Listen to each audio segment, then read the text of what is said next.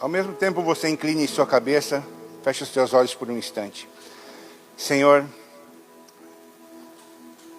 nós queremos declarar nesta hora, Senhor, a nossa submissão e a nossa entrega diante da Tua Palavra.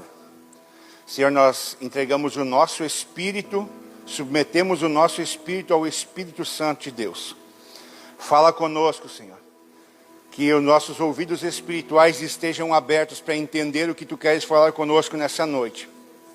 E que a única voz que ecoe em nosso coração a partir de agora seja a voz do Teu doce e amado Espírito Santo. Em nome de Jesus, faça a Sua obra em nós, para a glória do Teu nome. Amém. Amém.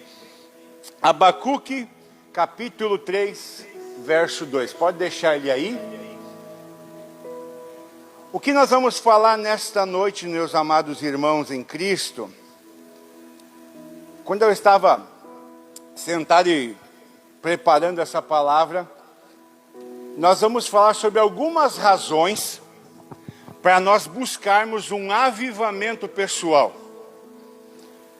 Todo cristão, nos tempos que nós estamos vivendo, nos dias de hoje, se ele não buscar um avivamento pessoal, sinto informar que esse cristão vai chegar um momento que ele não vai suportar viver a sã doutrina da palavra de Deus. E qual seria a sã doutrina? Fugir dos pecados da carne. Ele não vai conseguir permanecer no Senhor. Por quê? Porque é o Espírito Santo quem nos dá força.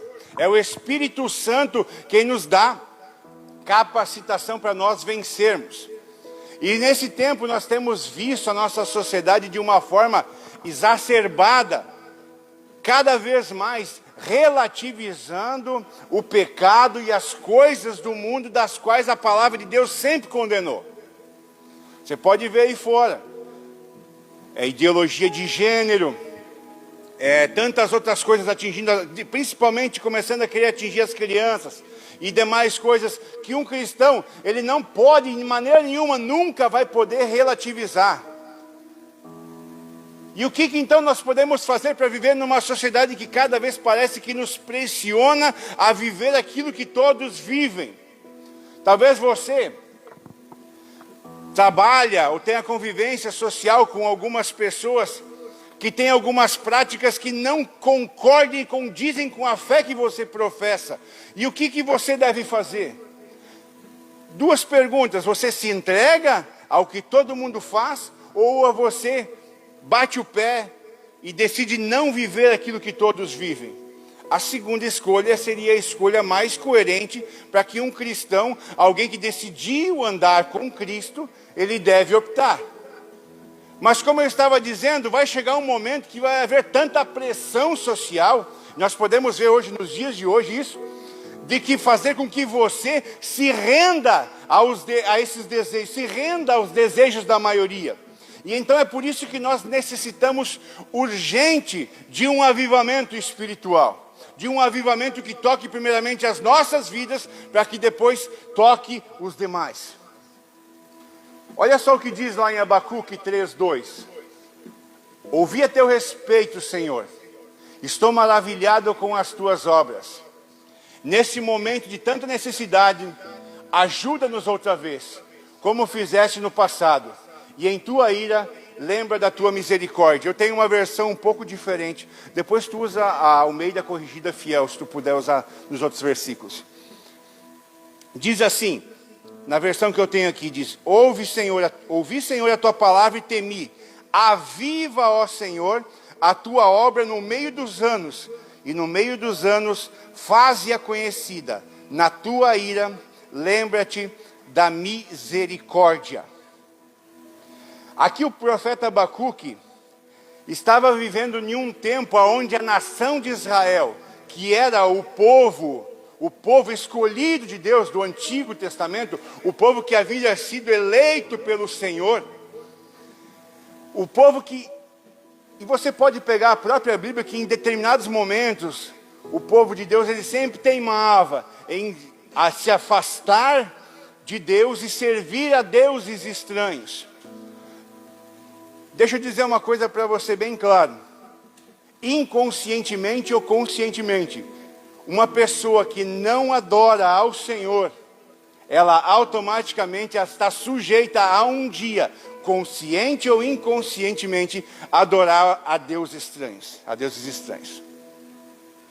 E se tem um pecado que Deus ele abomina na palavra de Deus, em que propriamente pode revoltar o Senhor, é o pecado da idolatria.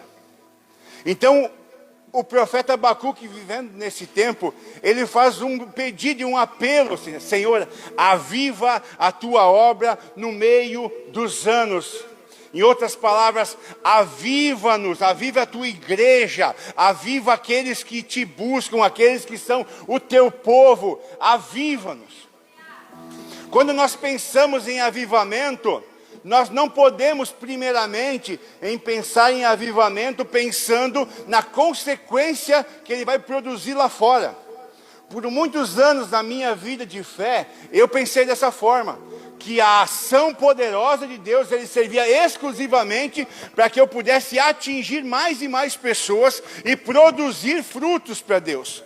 O que eu não entendia, e o que eu tenho entendido, é que um avivamento, ele não é para o mundo, o avivamento é para a igreja de Cristo. O mundo ele vai sofrer o impacto do avivamento por causa daqueles que foram avivados, mas o avivamento é para a igreja de Cristo. Diga assim depois de mim: o avivamento que o Senhor vai trazer, vai sacudir todo mundo, mas primeiro vai ser a igreja. Amém? Primeiro vai ser com a gente. Quando Jesus, o apóstolo Paulo, ele tem as suas passagens, quando ele faz uma correção, ele nunca está corrigindo o mundo. Ele está corrigindo quem? A igreja. É nós, a igreja, o povo escolhido e lavado e remido pelo sangue de Cristo. É esse povo. Pode abrir Isaías 57:15. É interessante que o verbo hebraico para a palavra avivar, que nós estamos lendo aqui o Antigo Testamento, o verbo hebraico é um verbo com 3 letras, H-Y-H, que tem o significado de preservar ou manter vivo.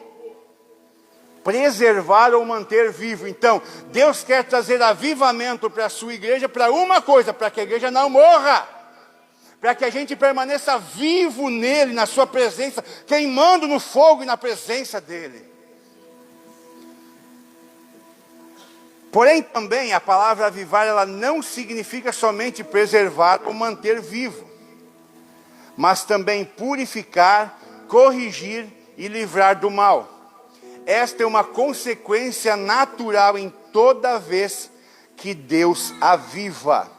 Então a igreja precisa entender uma coisa: quando ela for avivada pelo fogo e pelo poder de Deus, você pode ver aqui, nós vamos ver um exemplo aqui logo em seguida de Davi, que quando Deus, ele primeiramente, ele tenta trabalhar no secreto com uma pessoa, mas quando ele não trabalha no secreto com a sua igreja, e a sua igreja persiste no erro, ele torna tudo isso em público.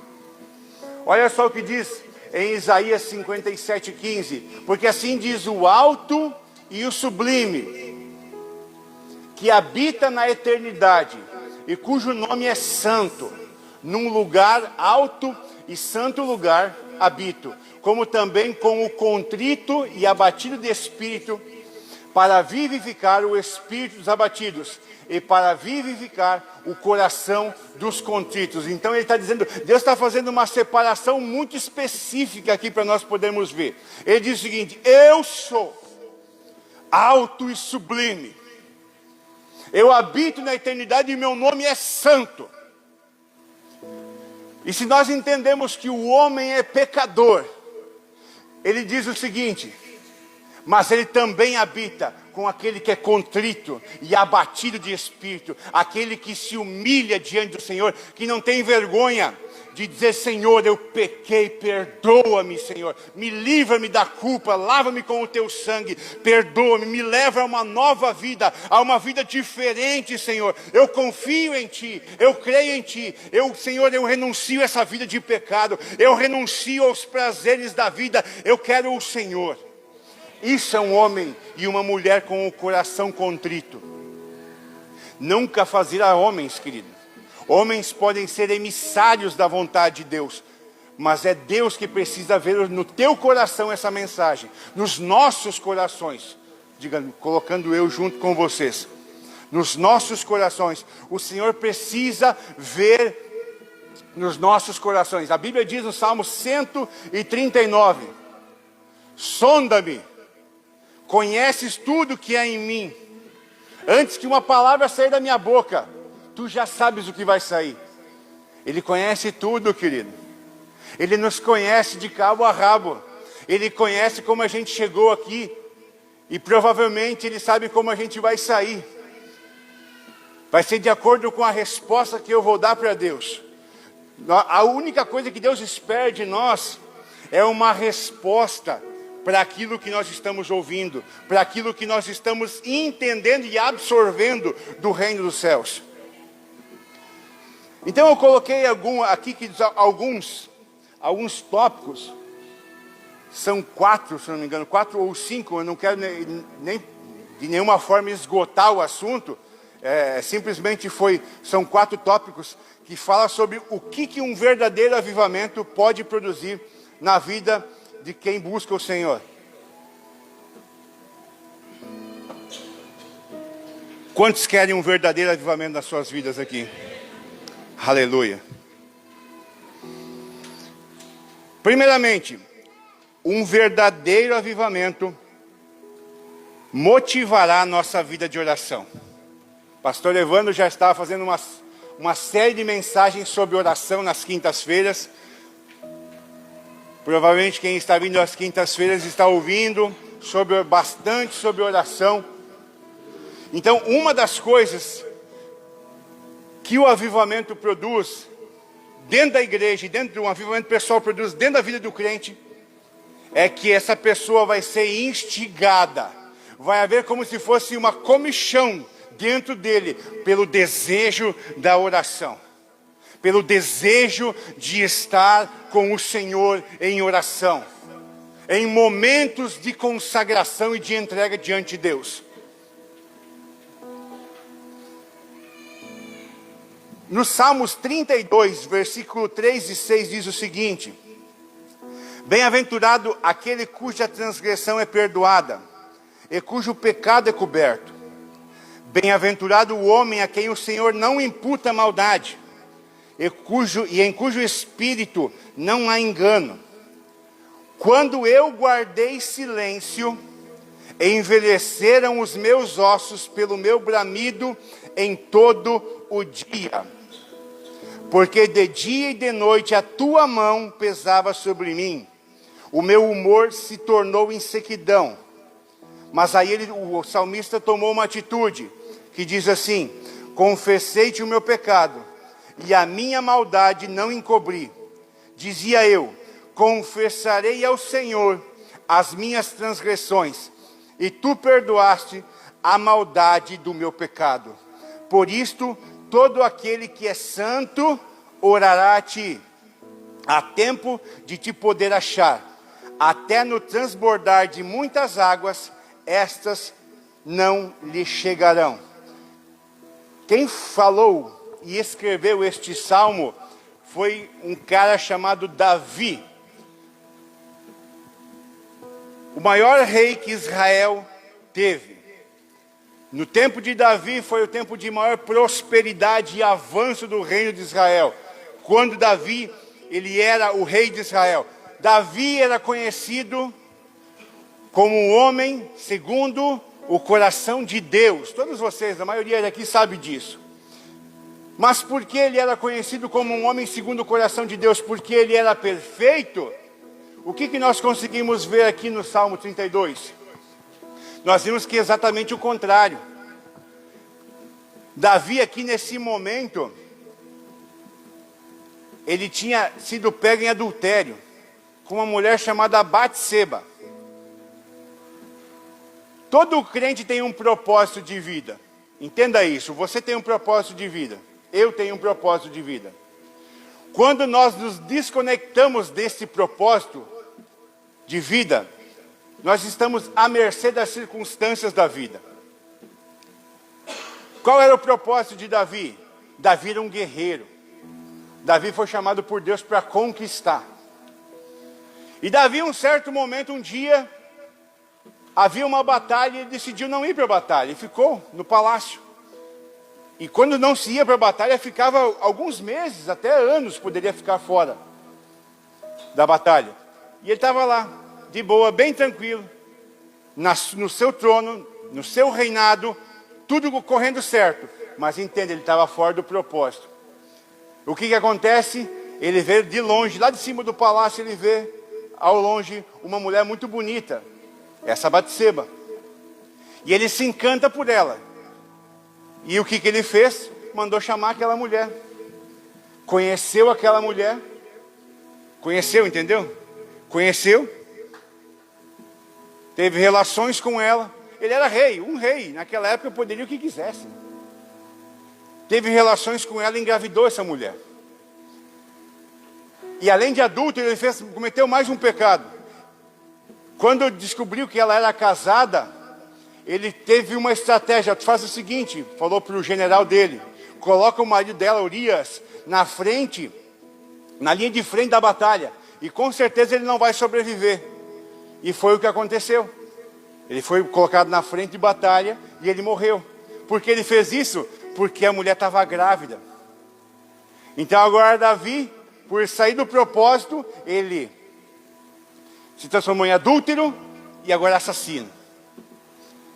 Lembra do que eu falei antes para vocês? De quando Deus ele quer de nós que a gente reconheça como nosso coração. Mas se a gente não fizer no particular, vai chegar uma hora que a capa de crente, ela cai. Ela cai, sabe por quê? Porque é assim que a Bíblia diz. Davi, provavelmente, olha o que a Bíblia estava falando no Salmo 32, dizendo que enquanto, ele está falando desse pecado, enquanto eu escondia o meu pecado, os meus ossos apodreciam dentro de mim. Ele estava ficando doente. Hoje nós podemos ver porque tantas pessoas, mesmo dentro da igreja, estão sendo atacadas por doenças da alma, dos sentimentos. Por quê? Porque perderam a capacidade de perdoar. E perdoar é o maior dom que Deus deu. O amor é o maior dom. Querido, eu posso dizer o seguinte: pode até doer alguém fazer o mal que for para mim, mas eu vou achar um jeito de perdoar. Sabe por quê? Porque eu sou bom? Não, é porque eu preciso perdoar. Nós precisamos perdoar.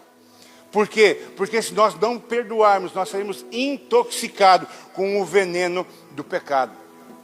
E era o que estava acontecendo com Davi.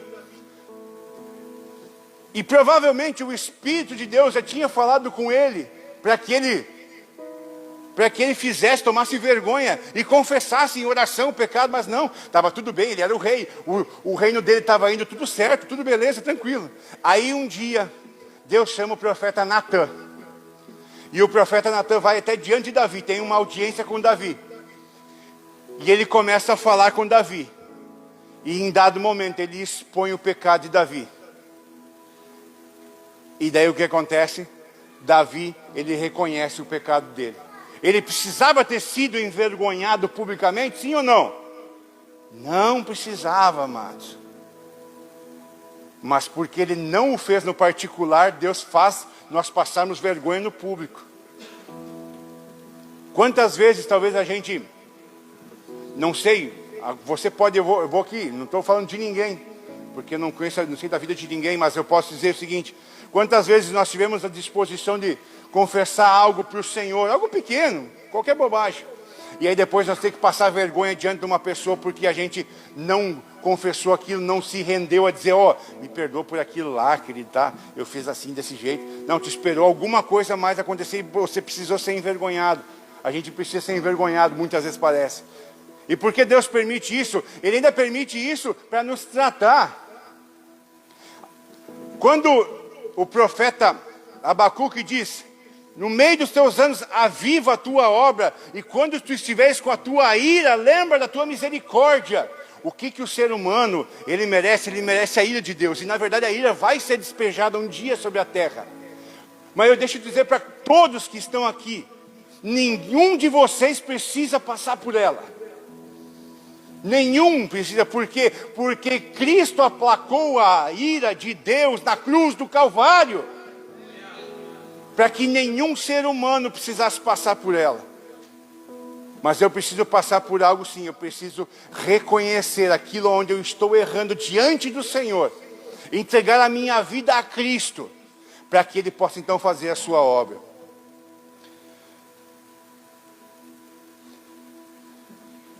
Olha só o que Jeremias 33:3 fala sobre a oração. Invoca-me, o Senhor falando através do profeta Jeremias, invoca-me e eu te responderei, e anunciar-te-ei coisas grandes e ocultas que não sabes. Deus está falando aqui para a igreja dele. Falou através do profeta Jeremias e fala nessa noite novamente. Se você me invocar, eu vou te responder. Deus está dizendo, se você me invocar, eu vou responder. Se você clamar, bater na porta, Mateus capítulo 7, versículo 7, eu abrirei essa porta. E cearei com ele, e ele comigo. Aleluia. Aleluia, Senhor. Deus está dizendo o seguinte, que Ele quer anunciar coisas grandes e ocultas que não sabes, mas primeiro tem que haver uma ação, a ação de invocá-lo. Ó Senhor Todo-Poderoso, eu te amo, eu te busco, eu te quero, eu te venero, eu te desejo, Senhor, mais do que tudo, mais que o ar, mais que o infinito, eu quero o Senhor. Louvado seja Deus.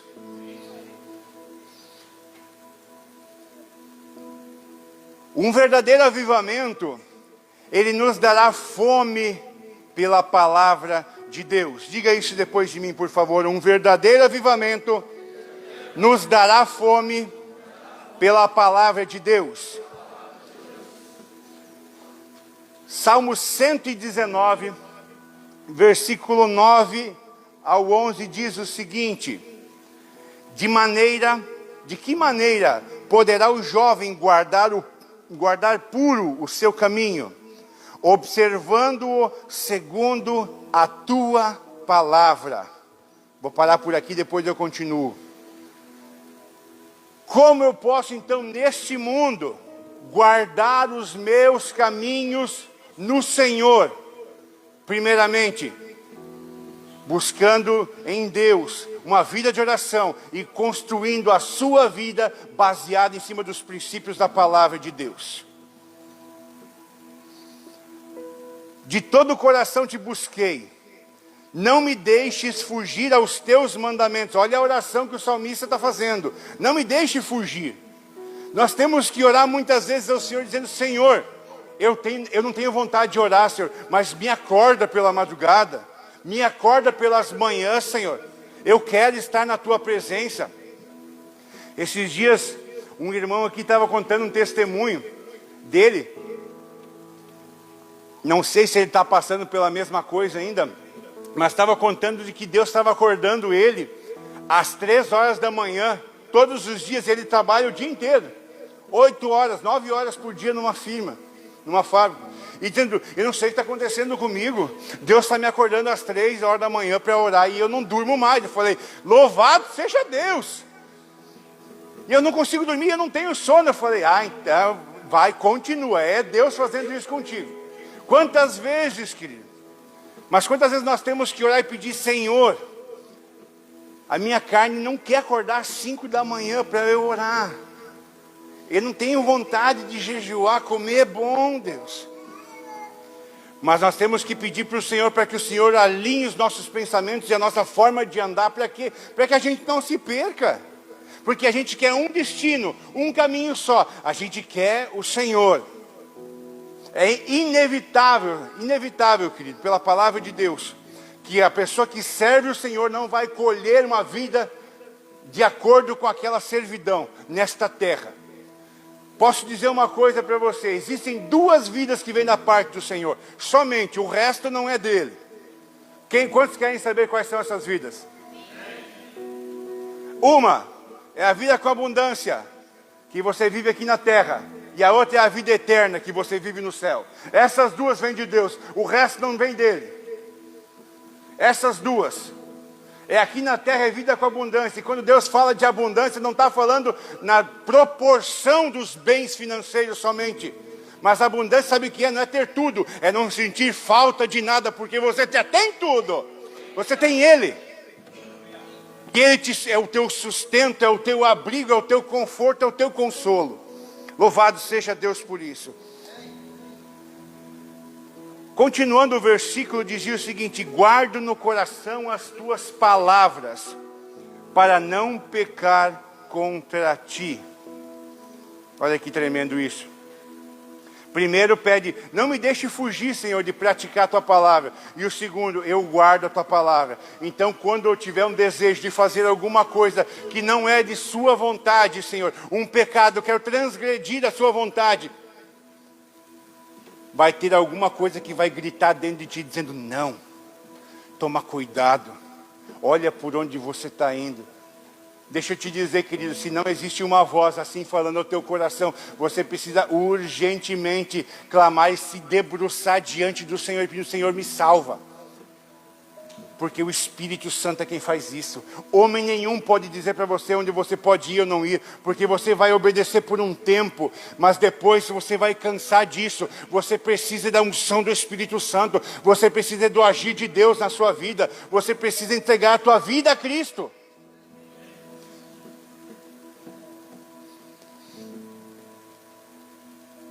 Então, um verdadeiro avivamento, ele nos dará fome pela palavra de Deus, e também um verdadeiro avivamento vai produzir espírito de temor. E eu vou explicar para vocês o que significa esse temor aqui, que não é medo, que muitas pessoas confundem com medo. Espírito de temor está ligado à reverência. E por que eu separei essa questão? Porque quando um verdadeiro avivamento vem na vida de uma pessoa, essa pessoa é reverente com as coisas de Deus. Ah, tem culto? Ah, vamos lá, tem culto, né? Fazer o quê? Vamos lá, vamos no culto. Ah, tem que orar, né? Tem que isso, tem que aquilo. O que nós mais vemos hoje, eu não falo por Graça Church exclusivamente, mas a gente fala pela igreja brasileira, do que a gente vê nos dias de hoje, é uma igreja que não reverencia o Senhor. Porque se uma igreja é reverente ao Senhor, ela não está buscando nada para ela. Ela busca simplesmente a entender o que Deus tem para a vida dela. Que tipo de vida essa pessoa foi chamada a viver. Porque quando Jesus nos chama, amados, Ele nos chama não para transformar a nossa vida, Ele nos chama para morrer. Morrer para a velha vida, porque tem uma vida nova. Essa transformação, essa palavra, ela tinha que ser meio que abolida.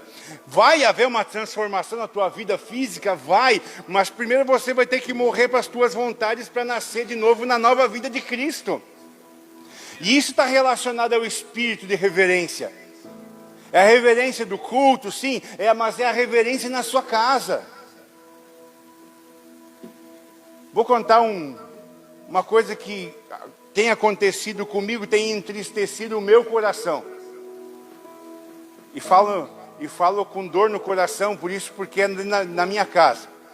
Na casa que eu moro com a minha mãe e com a minha irmã hoje. Porque o que acontece? Glória a Deus, louvado seja Deus, a minha mãe já entregou a vida dela ao Senhor. A minha irmã está no processo. Eu não sei se isso é um desejo demais da minha parte ou se é o Senhor me mostrando que o Espírito Santo, Ele quer ver na minha casa a reverência entre os três moradores, tipo um culto caseiro, eu entendi da parte de Deus. A mesma forma que eu reverencio Ele aqui. E aquilo me doeu muito, cara, porque eu entendi o seguinte, que Deus está me pedindo uma reverência que eu não estou dando dele no culto que é na casa. E a nossa casa é nosso primeiro ministério, querido. Você que tem esposa, esposo, filhos, deixa eu te contar. Teu primeiro ministério é a tua casa. E é o lugar onde o culto tem que pegar mais fogo. Lá tem que ter reteté, tem que ter oração de línguas, tem que ter palavra de Deus, tem que ter reverência ao Senhor daquela casa, para que as pessoas quando entrem naquela casa vão saber o seguinte: meu Deus, tem alguma coisa diferente aqui nesse lugar. Por que a gente não ouve mais isso, queridos? Por que nós não ouvimos mais isso? Deus está nos chamando para nós entregarmos uma vida de reverência a Ele. E reverência não é medo, porque Deus é amor, é justiça. Ele nos justificou pela obra de Cristo, nós não temos que temê-lo, mas nós temos que reverenciá-lo, querido. Nós temos que reverenciá-lo, porque Ele merece toda a reverência e toda a glória. Um exemplo que a Bíblia nos dá, que é um exemplo, um mau exemplo, mas que todo mau exemplo ele serve para nos ensinar, é o exemplo de Ófine e Finéias. Eles tinham tudo para dar certo. Eles tinham tudo para dar certo. Eles estavam num lugar, melhor lugar possível. Eles eram a nata da sociedade naquela época. Eles eram filhos do sacerdote Eli, do sumo sacerdote. E eles eram sacerdotes do Senhor. Era eles que ministravam no templo, no tabernáculo, no templo, perdão. Era eles que ministravam os cultos ao Senhor. Eles eram os responsáveis. Só que a Bíblia diz que eles prostituíram aquilo que era de Deus. Perverteram aquilo que era de Deus. As ofertas que eram dadas ao Senhor, que naquele tempo, no Antigo Testamento, as ofertas que eram animais, quando Cristo veio, Ele veio para substituir definitivamente isso. Ele é o nosso Cordeiro Pascal, amém? Amém? Mas eu preciso que você entenda isso, que naquela época eram animais que eram entregados todo dia tinha alguém matando animal. Olha, eu quero matar pela minha família. Ia lá e entregava um cordeirinho. E o que eles faziam? Deus tinha dado uma instrução de que o animal deveria ser consumido, toda a sua gordura, e depois podia ser comido. Ia ficar tipo carne seca. Mas Deus estava pedindo aquilo, era a consumação daquele sacrifício. E eles falavam o seguinte, eles começaram a pegar os pedaços de carne cru. E as pessoas começaram a dizer, mas deixa pelo menos queimar um pouco. Não, os sacerdotes não vão aceitar se não for desse jeito. Eles estavam prostituindo aquilo que Deus disse que não deveria ser feito. Perverteram tudo. E achavam que estava tudo bem. Tudo certo. A Bíblia diz que eles tinham relações na porta do templo com as mulheres. Eles não tinham limites mais. E pensavam, não vai acontecer nada. Aí Deus levantou um profeta naquele tempo. E disse que eles iriam para a batalha. Iam fazer tudo o que deveria ser feito. E eles iam morrer. Sabe o seguinte, o grande problema é que quando alguém já está enliado pelo pecado, muitas vezes é uma dificuldade da gente conseguir ouvir o alerta de Deus. E o que aconteceu? Eles foram para a batalha.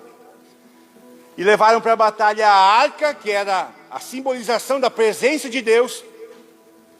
Trouxeram a arca, os sacerdotes, colocaram na frente dos soldados. E os soldados vibraram e fizeram uma festa. Tremenda, a arca está aqui, Deus está aqui, nós não vamos perder essa batalha. E sabe o que aconteceu no final de tudo isso? 4.000 homens, todo o exército foi morto. Mas Deus não estava lá. Estava a arca, mas não estava a essência. Estava um simbolismo. Esse lugar aqui, a gente pode dizer, Deus está aqui. Mas se você não tiver em reverência ao Senhor, Ele não vem morar aqui. Ou se Ele está morando aqui, faz como a Bíblia diz, que começa a se extinguir. E o apóstolo Paulo nos dá um conselho: não extinguais o fulgor do Espírito. Não deixe extinguir nas tuas vidas, nas nossas vidas, o fulgor do fogo de Deus. E como a gente mantém isso? Através de reverência e um verdadeiro avivamento, um avivamento pessoal, vai produzir espírito de temor e de reverência. Salmos 25, 12, diz o seguinte: quem é o homem que teme ao Senhor? Ele o ensinará no caminho que deve escolher. Aí eu te digo, é você quem escolhe? Ou você entregou a sua vida de verdade ao Senhor? O homem que teme, ele deixa a sua vida ser guiada pelo Senhor. A sua alma pousará no bem. No bem. E a sua semente herdará a terra. Primeiro, tem duas promessas aqui nessa frase, que diz que pousará no bem. A sua vida vai ser uma vida cheia de bem, cheia do favor do Senhor. E diz que a sua semente herdará a terra, quer dizer, a sua posteridade, os teus filhos vão ser grandes nessa terra. Amém.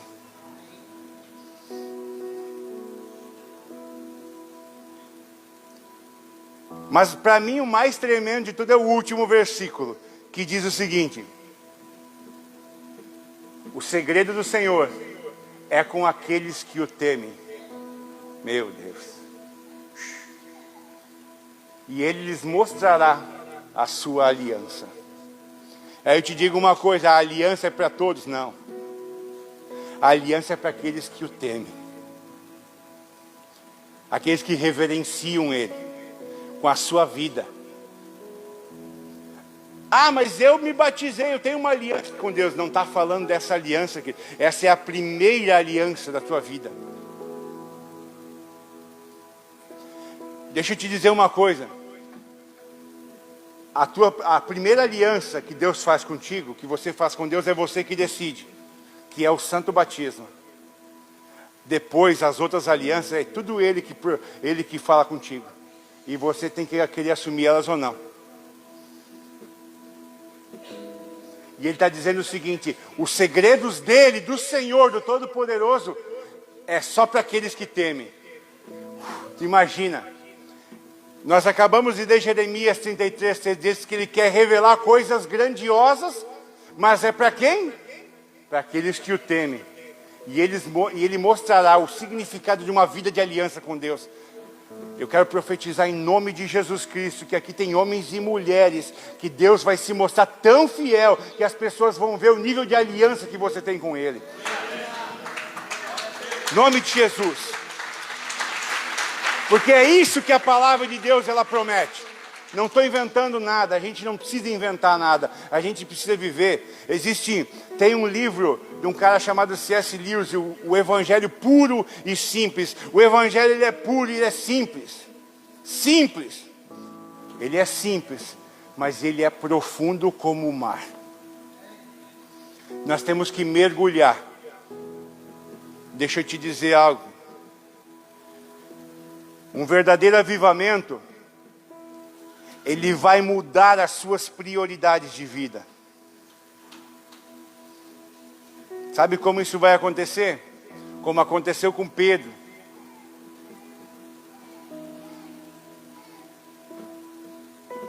Jesus ele precisava de um barco emprestado para pregar para uma multidão.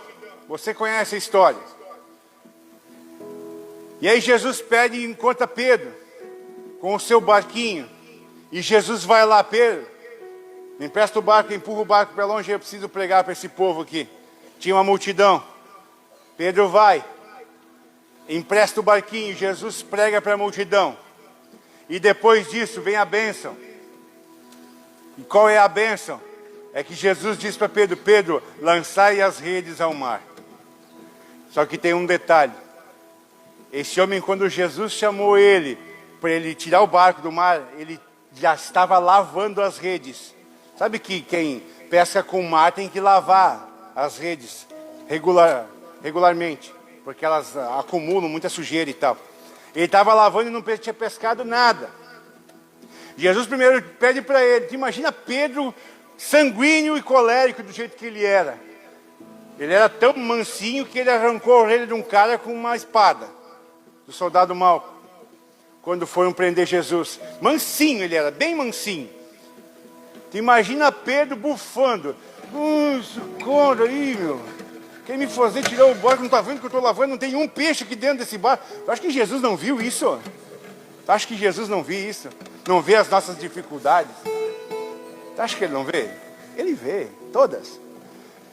E Pedro pensando, mas eu não estou vendo. Eu tenho que pregar para esse monte de gente, ainda eu vou passar por mal, vou passar por ruim ainda aqui. Então eu aqui, parafraseando a história aqui. Vou passar por ruim aqui, então vou liberar o barco. Ele bota o barco, vai. E daí depois que a multidão sai, ele diz, agora, Pedro, lança as redes ao mar para pescar. Eu fico pensando Pedro por dentro, mas esse cara deve estar de deboche com a minha cara. Primeiro ele manda eu sair, vendo que eu estou trabalhando, terminando meu serviço, que eu não peguei nada, e agora ele pede para eu lançar a rede, viu que não tem nenhum peixe. E aí Pedro, a Bíblia não fala, mas a Bíblia só diz o seguinte, Senhor, eu não pesquei nada a noite inteira, mas sobre a tua palavra eu vou lançar as redes. E aí Pedro vai, e o que acontece? Pedro enche o seu barco com uma tarrafada só.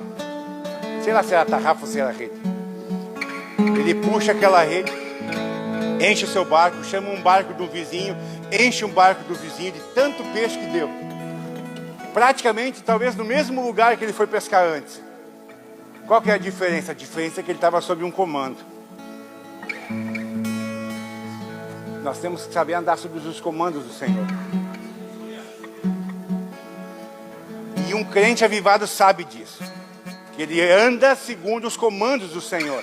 Ele espera, ele tem que esperar. Ele sabe, não adianta eu ir, para onde irei, se só tu tens as palavras de vida eterna. E o mais tremendo de tudo, sabe o que é? Que Pedro agora ele vivia da pesca, ele era pescador. Sabe o que esse cara faz? A Bíblia diz somente isso.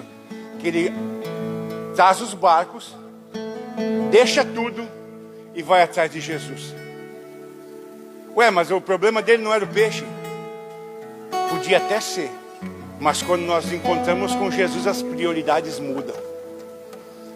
Antes as coisas que tinham um verdadeiro valor, agora elas não têm mais nada. O apóstolo Paulo diz o seguinte: tudo aquilo que me era valioso, agora eu tenho como esterco, estrume, para ganhar a gloriosa vida de Cristo. Porque o apóstolo Paulo, em Atos capítulo 8, se você for ler em casa, diz que esse homem estava indo para a cidade de Damasco, de Jerusalém para Damasco. Ele estava indo com cartas para caçar os cristãos. Apóstolo Paulo, ele era um fariseu zeloso da lei de Deus, mas só que ele não tinha entendido quem ele estava combatendo. Depois ele veio a entender. Mas ele era zeloso, então ele entendia, esses cristãos são todos uns desordeiros, nós temos que caçá-los, nós temos que matá-los. A Bíblia diz que as vestes de Estevão, quando foi morto, foram lançadas aos pés de Paulo. Ele tinha uma posição de destaque dentro do farisaísmo. Mas aquele homem, toda a sua história mudou, que enquanto naquele caminho, indo com as cartas para pegar cristãos, aquele homem, diz a Bíblia, ou ele cai do cavalo. Diz que ele cai, se foi do cavalo, se não foi do cavalo, não sei. Mas que ele cai ao chão e fica cego. E ele ouve uma voz que diz: Saulo, Saulo, por que me persegues? Dura coisa é te recalcitrar os aguilhões. E ele fica cego. E levam ele pela mão para até algum lugar de descanso. E ele fica 3 dias. Ele entendia sobre algumas coisas dos céus. Ele ficou 3 dias de jejum. Já começou bem. Ele queria entender o que estava acontecendo, porque ele estava a serviço de Deus. Entende a cabeça de um homem que estava saindo de um lugar pensando, eu estou a serviço de Deus, e agora eu estou cego. Alguma coisa está errada, eu vou fazer o quê? Eu vou orar e vou jejuar. Sem conhecer a revelação do Evangelho. Esse homem tem uma revelação e de Saulo vai vir um homem chamado Ananias. Esse homem vai orar por você e os teus olhos vão ser abertos porque eu te escolhi para que você conheça todos os sofrimentos por causa do Evangelho. Todas as dores que o Evangelho vai produzir. Deixa eu te dizer, querido, vale a pena, eu não negocio nada do que eu vivi até hoje no Evangelho, mas o Evangelho vai ter dor. Mas é melhor do que você viver no sofrimento das dores do mundo. É muito melhor, infinitamente melhor, porque tem algo que está nos esperando. É a promessa de Deus da vinda do nosso Senhor Jesus Cristo. Um dia Ele virá buscar a sua igreja, e em breve Ele virá. E enquanto nós vivemos aqui, se nós permanecermos nele, se Ele não quiser que a gente vá embora, a gente fica aqui até os 150 anos, se for necessário. Porque um servo de Deus só morre quando Deus permite.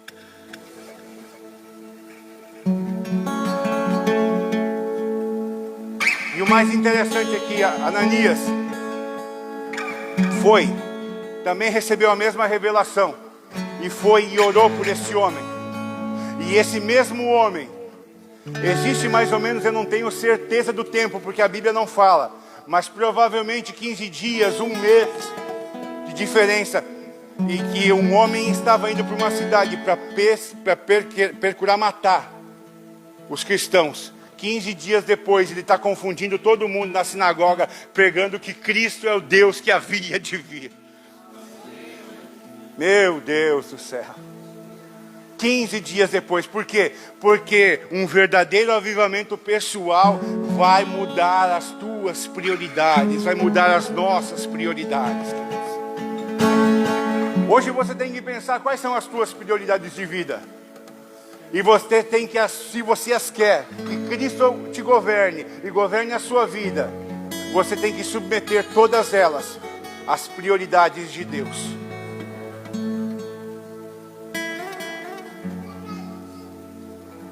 E para nós terminarmos,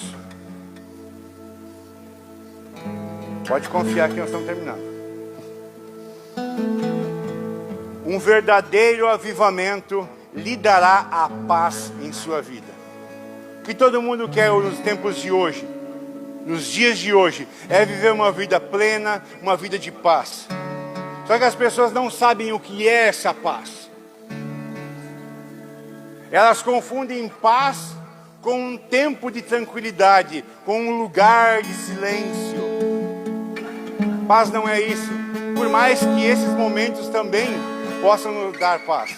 Mas a paz não é isso. A paz não é um lugar físico. Por mais que lugares físicos para você passear em algum lugar te faz muito bem. Mas é independentemente do lugar e da situação, a paz ela reside dentro de ti. Jesus Cristo disse em João capítulo 14, 27, deixo-vos a paz, a minha paz vos dou. Não a dou como o mundo a dá. Não se turbe o vosso coração, nem se atemorize.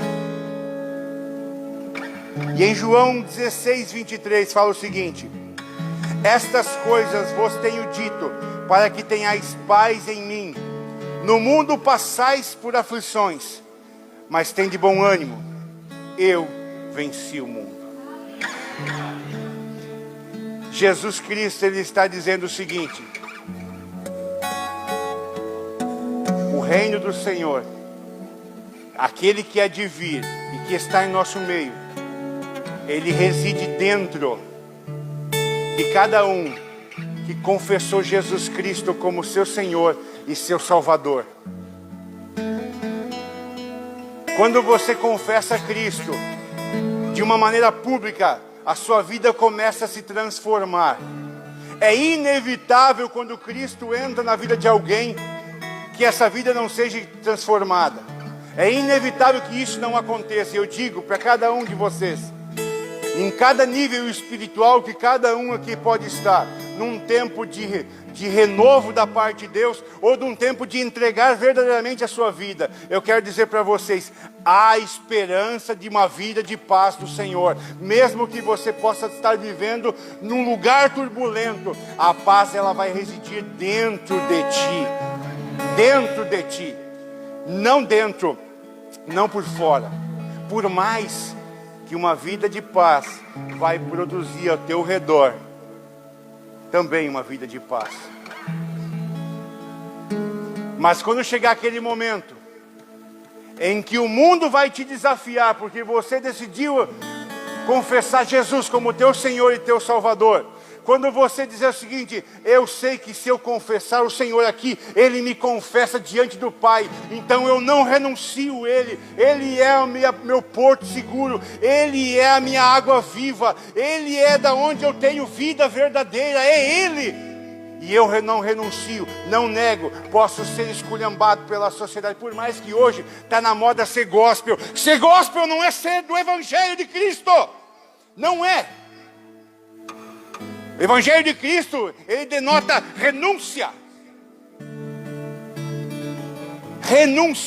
E o gospel, ele quer abraçar tudo. Diz que está valendo tudo. Então as pessoas dizem: eu não vou mais para a igreja, mas eu acredito em Jesus. Não serve de nada. Sabe por quê? Porque essas pessoas, quando fazem isso, o fazem porque elas querem dar vazão aos seus sentimentos carnais, em detrimento da sua vida espiritual. Deixa eu te dizer uma coisa, a Bíblia nos fala o seguinte, que nós nunca seremos perfeitos, nós devemos buscar a perfeição em Cristo, mas daqui nesta terra, a nossa carne nunca vai se converter. Hormônios não se convertem, querido. Hormônios não se convertem. Os hormônios vão sempre falar para ti, e vão sempre te puxar para trás. Mas Jesus está dizendo para mim e para você nessa noite: eu tenho um lugar reservado para ti. Eu tenho um lugar. E esse lugar, deixa eu te dizer uma coisa: ninguém pode entrar nesse lugar por ti, porque esse lugar é teu, ele tem o teu nome. Ele tem o teu nome.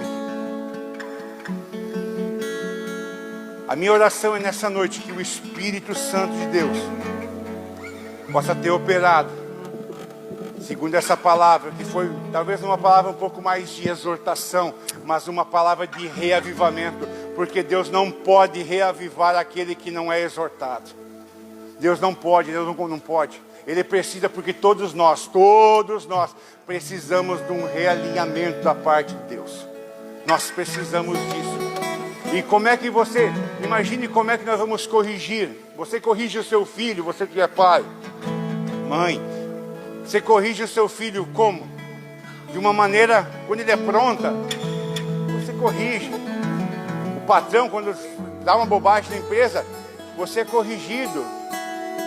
A vida te corrige aqui fora. Por que você acha que Deus não corrigiria? Mas só que a Bíblia diz: eu açoito, eu corrijo a todos quanto amo. Deixa eu te dizer, tem um Deus que está te falando coisas duras nesse tempo, mas é porque Ele te ama e Ele quer uma vida diferente para você. Ele tem um propósito diferente para você, mas você precisa querer mergulhar no rio de